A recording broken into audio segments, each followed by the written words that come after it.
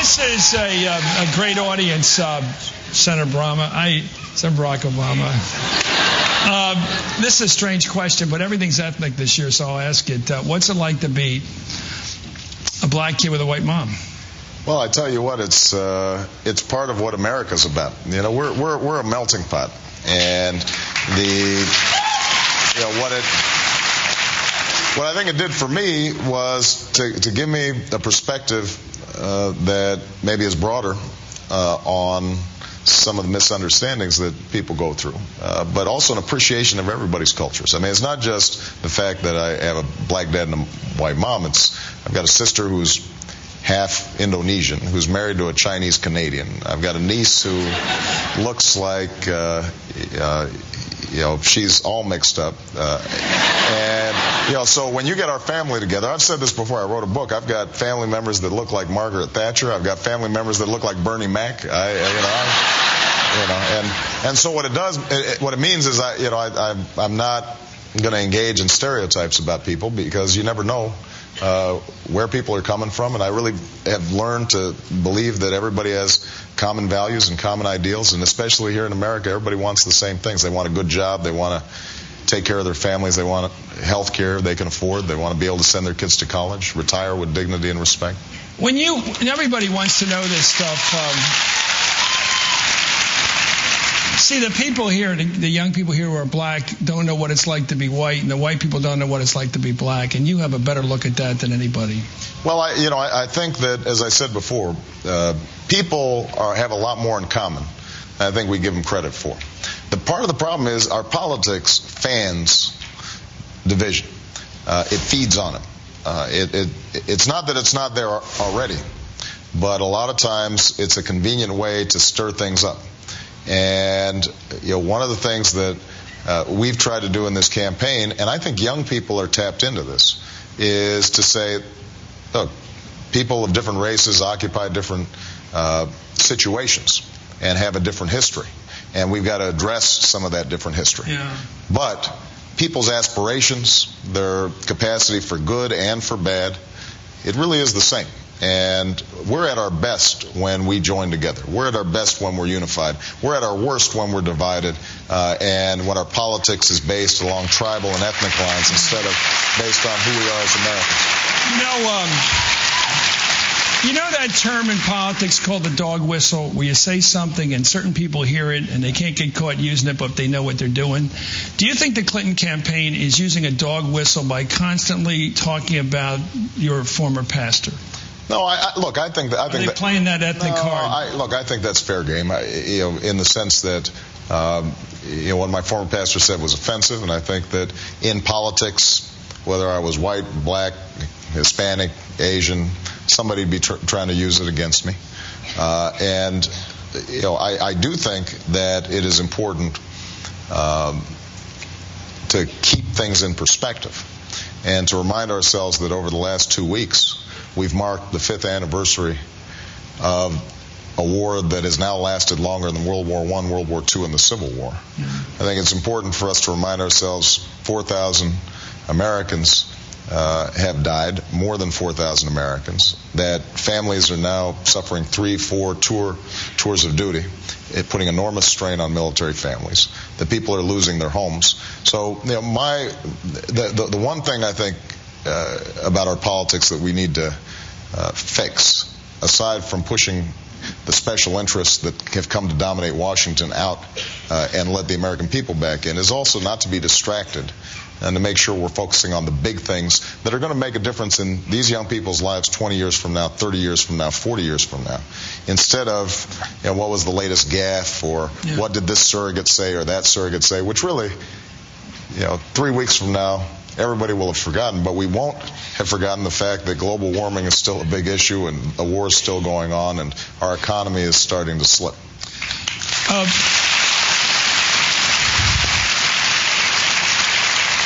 That said, when you hear divisive language, whether it's from your preacher or from anyone else, why didn't you walk out of that church? Why, when you heard that, when you called controversial language, why did you go back and give him $27,000 in contributions to the church? Why didn't you just say, he's on a different side of this fight than I am? No, but because I think that what's happened is we took a loop.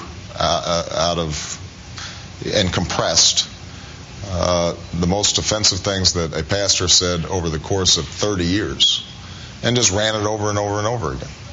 Now, there's that other 30 years. I never heard him say those things that were in those clips. Yeah.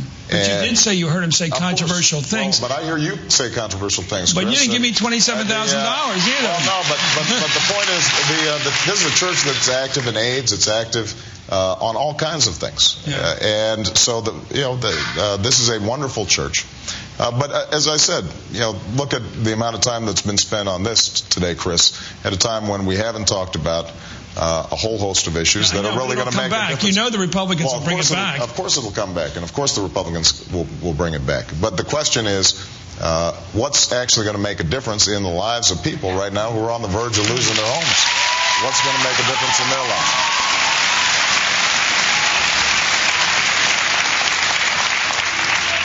When did you have your last cigarette? Was that the last time you cried? What was that like? Because that shows, Bush, the president, gave up booze. Yeah. I always thought that was an impressive thing about him. I gave it up. I know how hard it is. You just give it up, cold turkey. What was it like for you, and what advice can you give these kids? You're obviously not going to tell them to keep smoking. Don't start. What is it that it takes, besides a lot of people watching you, which is in your case, having your wife say on 60 Minutes that if you see Barack with a cigarette, let me know. Look. No cheating. No cheating. I fell off the wagon a couple times during the course of it, and then was able to get back on. But it's a struggle like everything else, and I think that it's important to just keep in mind. I've got a 9-year-old daughter and a 6-year-old daughter, and I want to give them away in their weddings, and I want to see my grandkids, and I want to set a good example for all these young people here. And I want to make sure that, as President of the United States, everybody knows that I'm going to try to stay healthy. I need you guys to stay healthy, too, because we need to bring our health care costs down. How many smokers are there here right now? Smokers, stand up. Oh, smokers, stand up. Come on, be honest. Come on. Smokers. Oh, all right, guys.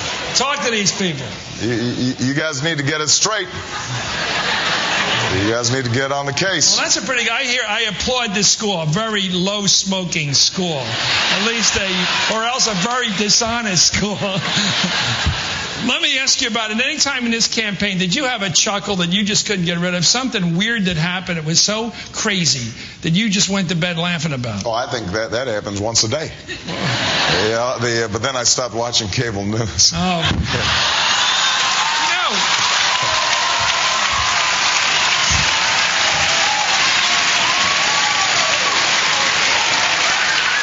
Another set of cards in the back room. Now, let me ask you about the campaign. Do you think that you've learned anything? I know you've done a lot of this. This is amazing to meet so many young people and of different backgrounds and to see these smiling faces. It must be the most wonderful experience for you. But what can you say if you had to write another book after this campaign and say, what did I profoundly learn about this country of mine that I really, really didn't know before this thing started? Can you come up with, did you learn anything, or has it just been too fast? Well, it's been more confirmation of what I had hoped. When I got into the race, I hoped that people were ready for a different kind of politics. I hoped that young people who had been sitting on the sidelines decided now is the time for us to get involved. I'll be honest with you, I didn't expect such an enormous wave. We've seen record turnouts, record participation. You had in Iowa, young people participate at the same rates as people over 60. That's unheard of in the annals of American politics. And so that's been extremely encouraging. How interested people are in what their government's doing right now. And I think that when that happens, good things happen. Our problems always occur when nobody's paying attention, and the fat cats and the lobbyists end up setting the agenda in Washington. And when the American people are paying attention, they hold the government accountable. And it makes an enormous difference, and we actually start solving problems, and that's what I think we can do starting next year. Okay, thank you. We'll be right back with more of Senator Barack Obama from Westchester University.